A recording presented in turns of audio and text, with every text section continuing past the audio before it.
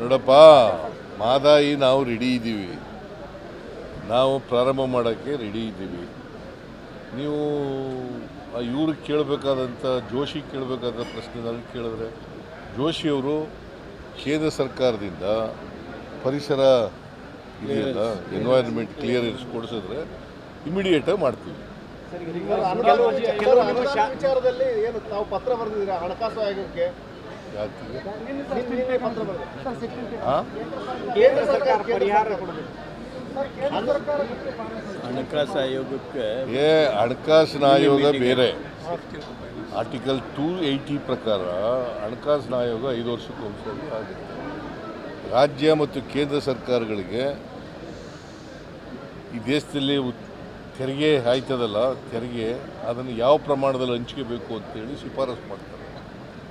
ಅದರ ಪ್ರಕಾರ ಕೇಂದ್ರ ಸರ್ಕಾರ ನಡ್ಕೋಬೇಕು. ನಿನ್ನೆ 16 ಫೈನಾನ್ಸ್ ಕಮಿಷನ್ ಅವ್ರು ಬಂದಿದ್ದರು. ಅವ್ರಿಗೆ ನಾನು, ನಮ್ಮ ಎಲ್ಲ ಮಂತ್ರಿಗಳು ಮತ್ತು ಅವರು 16 ಫೈನಾನ್ಸ್ ಕಮಿಷನ್ನ ಚೇರ್ಮನ್ ಅರವಿಂದ ಪನಗೇರಿಯ ಅವರೆಲ್ಲರ ಜೊತೆಲೂ ಕೂಡ ಮಾತಾಡಿದ್ದೀವಿ, ಚರ್ಚೆ ಮಾಡಿದ್ದೀವಿ, ಮೆಮೊರಾಂಡಮ್ ಕೊಟ್ಟಿದ್ದೀವಿ. ನಮ್ಮ ಇದನ್ನೇನು, ನಮ್ಮ ನಿಲುವೇನು ಅಂತಕ್ಕಂಥದ್ದನ್ನು ಕೂಡ ಹೇಳಿದ್ದೀವಿ. ಯಾಕಂದರೆ ನಾವು ಪ್ರತಿಭಟನೆ ಮಾಡಿದ್ದು ಡೆಲ್ಲಿಗೆ ಹೋಗಿ 15ನೇ ಹಣಕಾಸಿನಲ್ಲಿ ಅನ್ಯಾಯ ಆಗಿದೆ. 11,495 ಕೋಟಿ ವಿಶೇಷ ಗ್ರ್ಯಾಂಟ್ ಕೊಡ್ತೀವಿ ಅಂತ ಹೇಳಿದ್ರು.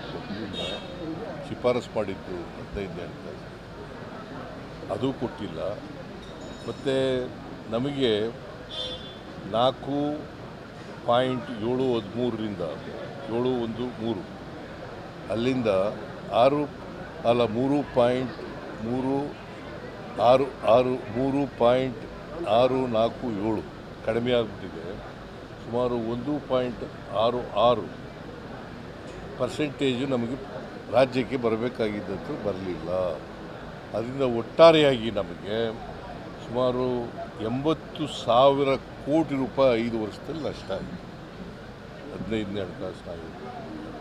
ಅದನ್ನು ಸರಿಪಡಿಸಿ ಅಂತೇಳಿ ನಾವೆಲ್ಲ 16ನೇ ಹಣಕಾಸಿನ ಆಯೋಗದ ಚೇರ್ಮನ್ಗೆ ಮತ್ತು ಸದಸ್ಯರಿಗೆ ಮನವಿಯನ್ನು ಮಾಡಿದ್ದೀವಿ.